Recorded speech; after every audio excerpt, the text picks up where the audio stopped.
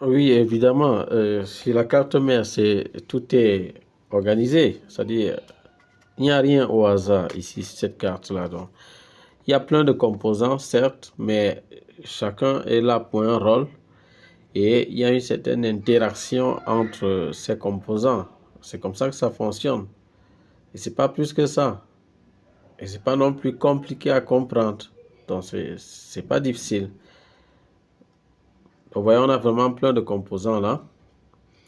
On a des circuits intégrés, on a des bobines, on a des résistances, on a des condensateurs,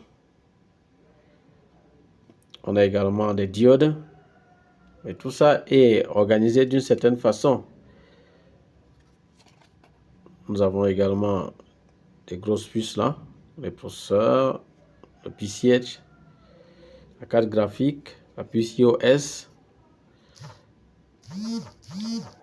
Donc, on a plein de composants qui sont là et on a également des périphériques. Vous voyez qu'on a plusieurs périphériques là. Là, on a des périphériques.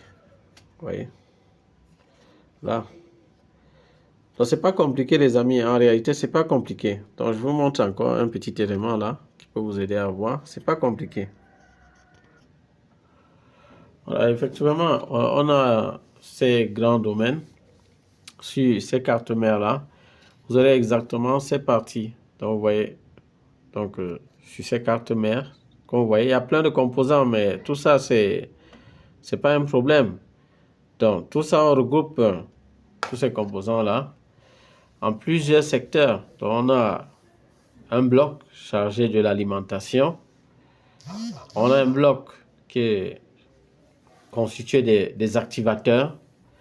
Nous avons également un bloc constitué des régulateurs.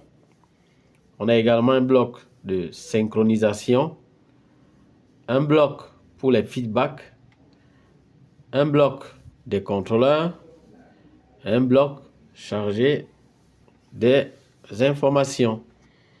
Donc, voilà tout simplement ce qui se passe. Et il y a une certaine communication, une certaine des relations entre ces différents éléments que je viens de vous citer.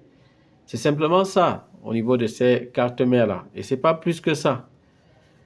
Donc, en réalité, ce n'est pas plus que ça. Donc, il suffit que vous ayez la connaissance par rapport à toutes ces grandes lignes que je viens de vous citer là, de vous montrer. Et le tour est joué. C'est aussi simple. Je vous ai montré dans l'une des vidéos par où est-ce qu'on commence. On commence par l'alimentation.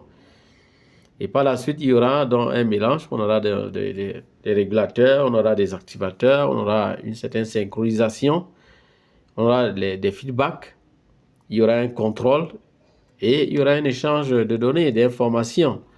Ce n'est pas du tout compliqué, les amis. Donc, lorsque vous diagnostiquez la carte, vous vous basez sur certains principes.